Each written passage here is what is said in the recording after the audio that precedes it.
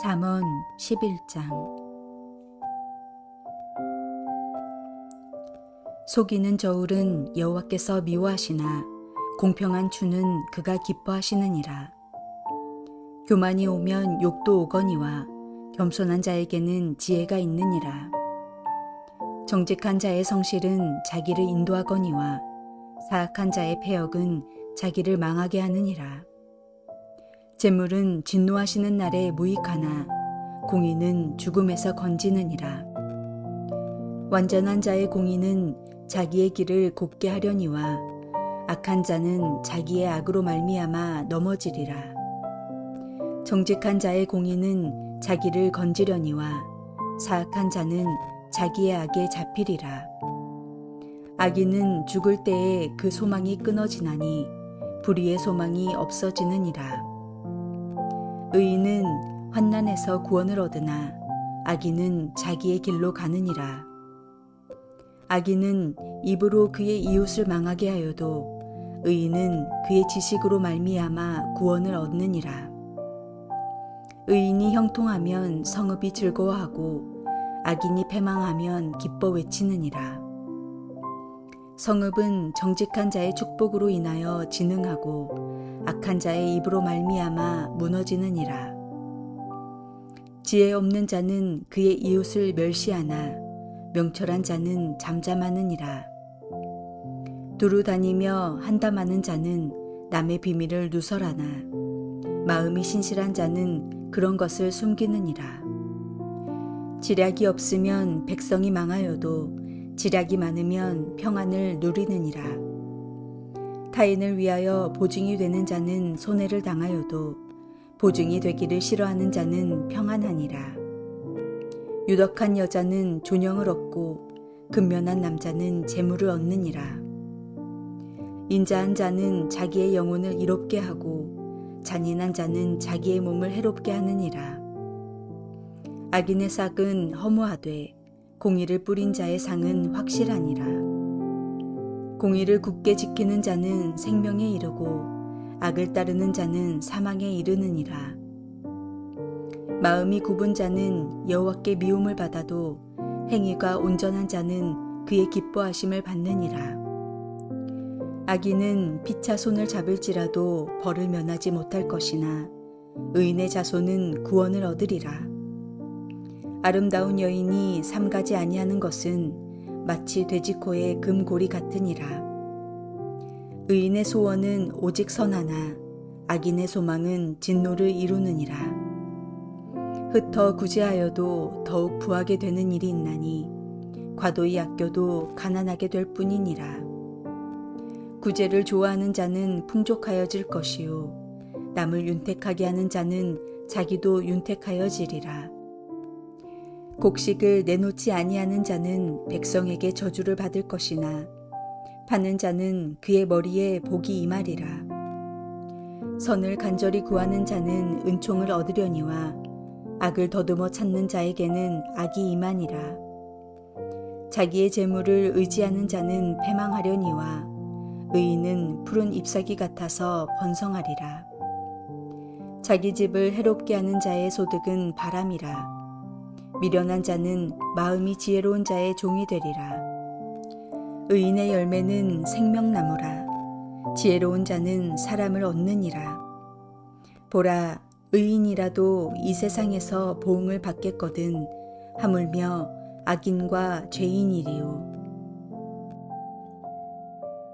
오늘 본문인 잠언 11장의 본문도 하나님의 성품을 반영하는 것과 관련된 실제적인 교훈들의 말씀입니다. 먼저 하나님의 의로우심과 관련된 교훈들입니다. 그리스도인은 하나님의 의로우심을 그 삶 가운데 드러내며 살도록 부름받은 사람들입니다. 오늘 본문에서는 지혜로운 사람을 여러 가지 이름으로 부르고 있습니다. 2절에 먼저 겸손한 사람, 3절과 6절에서 정직한 사람, 그리고 5절에서 완전한 사람, 그리고 8절의 의인이 그렇습니다. 여기서 겸손과 정직과 완전은 하나님 앞에서 지혜로운 자가 갖는 태도에 대한 이야기입니다. 그렇다면 구체적으로 지혜로운 사람이란 어떤 사람입니까? 먼저는 겸손한 사람입니다. 사실 하나님을 아는 지식에 이른다면 우리는 당연히 겸손해질 수밖에 없습니다. 그 이유는 하나님이 창조주이시고 우리가 피조물이라는 사실을 깨닫기 때문입니다. 더욱이 예수님이 나를 위하여 십자가에 못 박혀 죽으신 사실을 안다면 겸손은 우리가 하나님 앞에서 보일 당연한 모습이기 때문입니다. 두 번째로 정직한 사람입니다. 정직한 사람은 성실함을 무기로 삼을 것입니다. 이 정직함은 순전함 혹은 올바름을 의미합니다.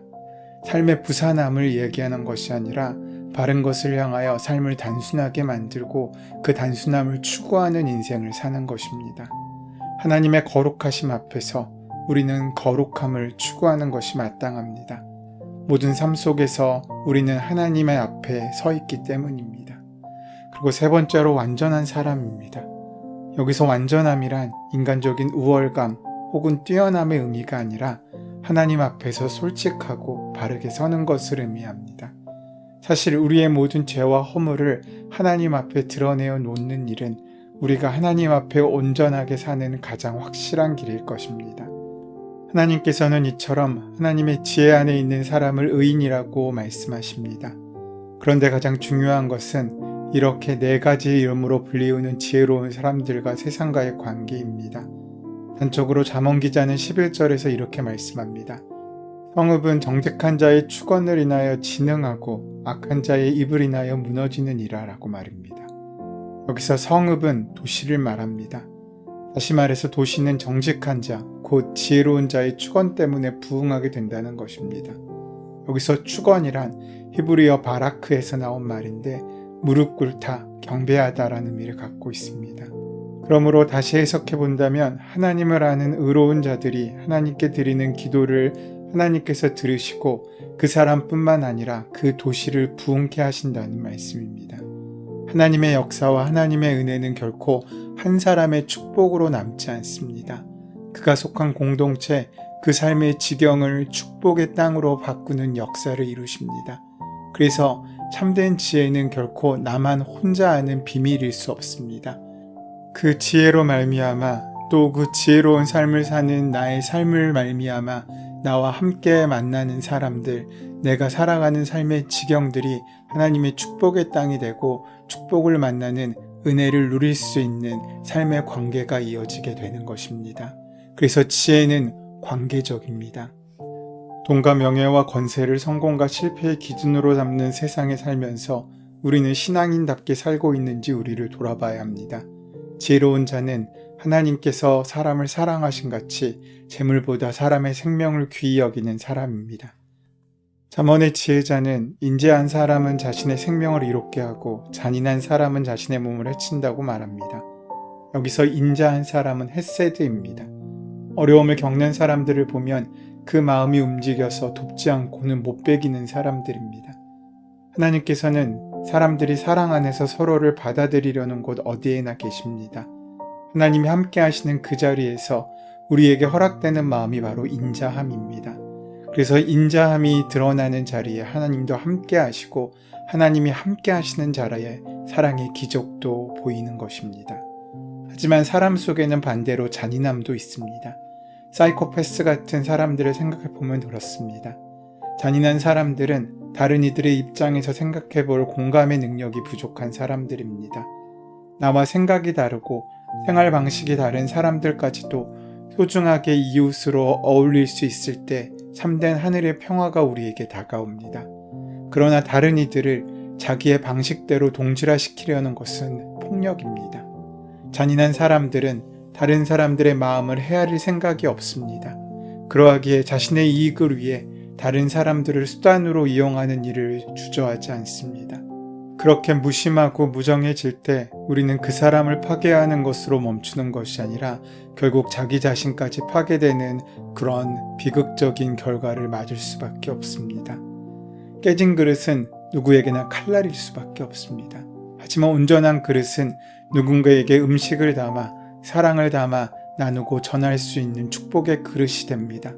우리의 인생과 우리의 마음 역시 마찬가지입니다. 깨진 마음은 다른 사람들을 찔러 상처를 입히지만 더 자주 자신의 마음을 상하게 합니다. 남을 아프게 하려면 먼저 자기 마음을 뾰족하게 만들어야 하지 않겠습니까? 고슴도치는 남을 찌르는 만큼 그 가시에 스스로가 찔릴 수밖에 없습니다. 잔인한 사람이 자기의 몸을 해친다는 지혜자의 말은 이런 현실에 맞닿아 있습니다. 몸만 상하는 것이 아닙니다. 마음까지 상하게 됩니다. 18절과 19절의 말씀은 악인의 싹과 공의를 뿌린 자가 받는 상 혹은 운명을 말씀하십니다. 악인도 의인도 자기의 일과 자기의 삶엔 열심히 살아갑니다.